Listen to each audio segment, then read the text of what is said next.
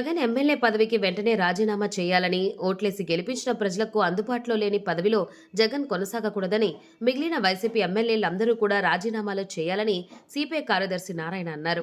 గత వైసీపీ ప్రభుత్వంలో రాష్ట్రాన్ని సర్వనాశనం చేసిన వాళ్లను వదిలేసి నోటి దురుస్తో మాట్లాడిన వాళ్లను అరెస్ట్ చేయడం ఏంటని కూటమి ప్రభుత్వాన్ని ప్రశ్నించారు. తిరుపతి నగరంలోని సిపిఐ కార్యాలయంలో ఏర్పాటు చేసిన మీడియా సమావేశంలో ఆయన మాట్లాడారు. తప్పులు చేశారు కదా, భూ కుంభకోణాలు చేశారు కదా, హత్యలు చేశారు కదా, సారాయిని అమ్మినారు కదా, ఇసుకని అమ్మినారు కదా.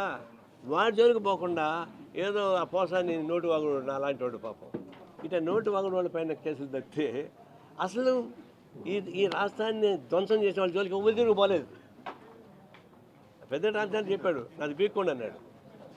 నా మీద కేసు పెట్టారు, నాది బీక్కోండి, ఏం చేస్తానన్నాడు. నిజం కదా. అంటే బట్టి అసలు ఈ రాష్ట్రానికి అన్యాయం చేసిన వాళ్ళ జోలికి పోవడం లేదు, కేవలం నోటి మాటలు మాట్లాడిన వాళ్ళ పైన పోతున్నారు. ఇప్పుడు వంశీ కూడా అనేక లోపాలు బయటకు వస్తున్నాయి. వాడు అన్నాడు, తిట్టాడు, పోసాన్ని తిట్టాడు, ఇంకొకటి తిట్టాడు.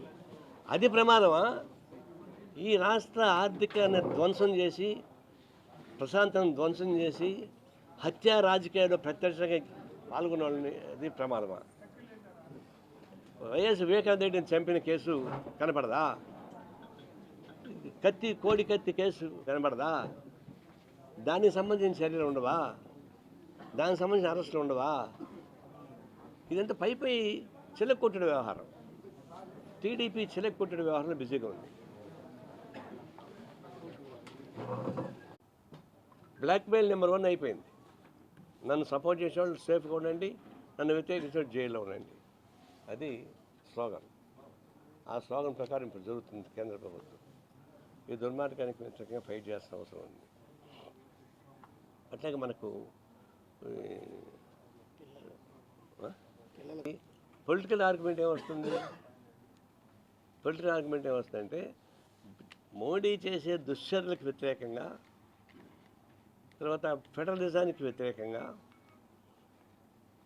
భాషను ఉపయోగించుకోవడంతో వచ్చేటువంటి విమర్శలకు వ్యతిరేకంగా ఫైట్ చేస్తూ పోయి వాళ్ళకి పిల్లలు ఎక్కువ ఉన్నారు కాబట్టి మనం కూడా పిల్లలు ఎక్కువ మంది కొన్నాం అని చెప్పేసి అని ఒక దరిద్రం శ్లోకం ఒకటి వచ్చింది.